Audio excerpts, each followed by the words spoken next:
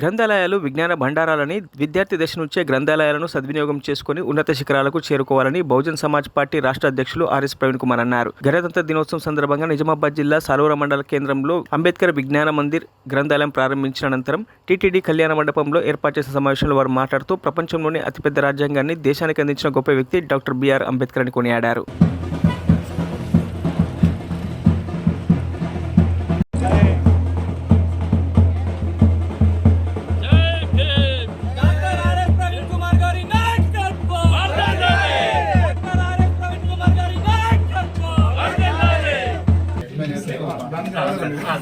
పోనీ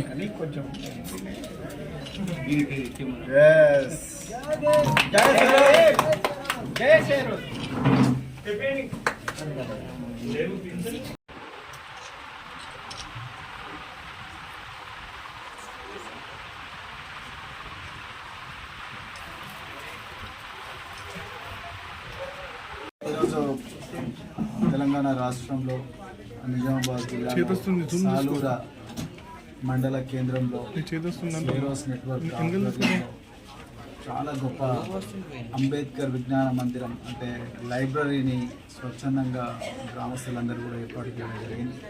వారందరికీ కూడా హృదయపూర్వక అభినందనలు. నిజానికి ఇది చాలా విప్లవాత్మకమైన పరిణామం. మొత్తం తెలంగాణ అంతా కూడా చూసి నేర్చుకోవాల్సిన గొప్ప విషయం ఇది.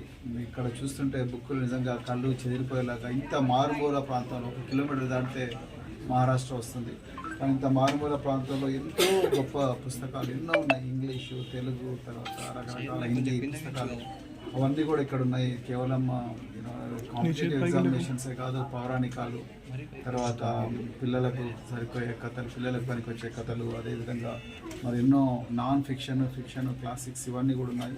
మరి ఈ రోజుల్లో మరి technology, cell phones, WhatsApp, Facebook, Instagram, ఇంకెన్నో టిక్టాక్, ఎన్నో రకాల యాప్స్ వచ్చిన ఈ రోజుల లోపల మరి ప్రజలకు చదివే అలవాటు పోతుంది. చదవడం అనేది ప్రమాదకరంగా మారింది.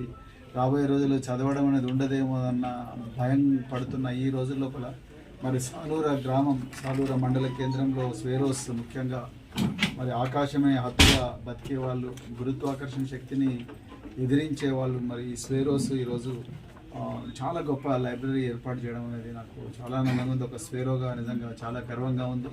ఇంత గొప్ప వచ్చినందుకు మరి దేశమంతా గుడుల మీద చర్చ జరుగుతుంది, కానీ ఇక్కడ బడుల మీద చర్చ జరుగుతుంది. గుడులతో పాటు బడులు కూడా ఉండాలి, గుళ్ళు ఉండాలి, బళ్ళు కూడా ఉండాలి. మరిన్ని అప్డేట్స్ కోసం మా ఛానల్ని సబ్స్క్రైబ్ చేయండి.